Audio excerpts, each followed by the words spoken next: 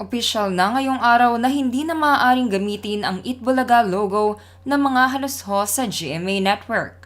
Kung matatandaan noong nakaraan, ay inanunsyo ni Paolo Conti sa mismong Itbulaga sa GMA7 na walang ibang titulo ang kanilang noontime show kundi Itbulaga lamang.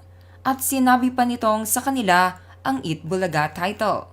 Kaya naman ngayon ay nag-viral ang pagkapanalo nila Tito Vic at Joey at malinaw ayon sa Regional Trial Court sa Marikina na hindi na maaaring gamitin pa ng mga halos-host ang titulong Itbulaga sa GMA7. At kung magmamatigas sila ay magbabayad daw ang mga ito ng malaking halaga bilang penalty sa TVJ na sina Tito, Vic at Joey. Ito ang buong detalye. Makikita sa post na ito na may caption na EB Happy na magkakasama sina Paula Contis at iba pang host ng Itbulaga sa GMA at ipinakitang proud pa rin silang gamitin ang titulong Itbulaga kahit nag-anunsyo na ang TVJ noong nakaraang linggo na sa kanila ibinigay ang rights ng trademark ng Itbulaga at kinansela na ang aplikasyon ng mga halos-host. Kaya naman umasa daw ang iba sa mga sumusuporta sa fake Itbulaga kung tawagin ng netizens na mananatili sa kanila ang titulong ito. Ngunit ngayon nga ay hindi na ito mangyayari pa. Kaya naman kahapon ay nagpost din sa kanyang Instagram account si Joey De Leon kung saan ipinakita niya ang kanyang mga latest paintings patungkol sa Itbulaga logo kung saan may caption pa itong EAT, ito announcement today, 5 p.m. January 5. Panalo tayo!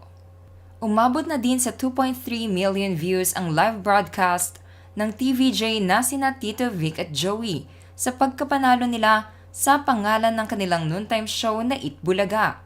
Ito ay sa loob lamang ng 18 hours ay milyon-milyon na ang siyang sumuporta at natuwa sa balitang ito at nakakuha din ito ng 187,000 reactions sa loob lamang ng 15 hours nang i-post ito ng TVJ sa kanilang official Facebook page.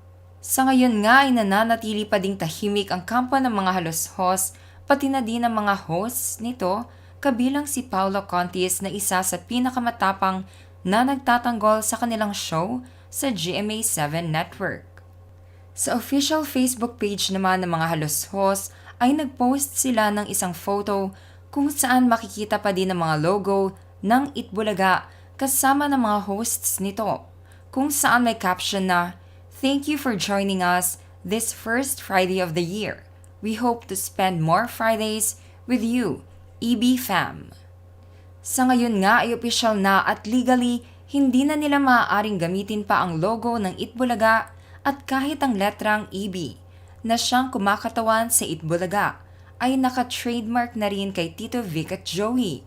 Pati na din ang mga games at segments ng original Itbulaga ay hindi na maaari pang gamitin ng nasabing noontime show sa GMA7 Network. There you have it mga ka-showbiz peeps! Ano nga kaya magandang maging bagong titulo at logo ng noontime show ngayon nila Paolo Contis sa GMA7? Just comment below.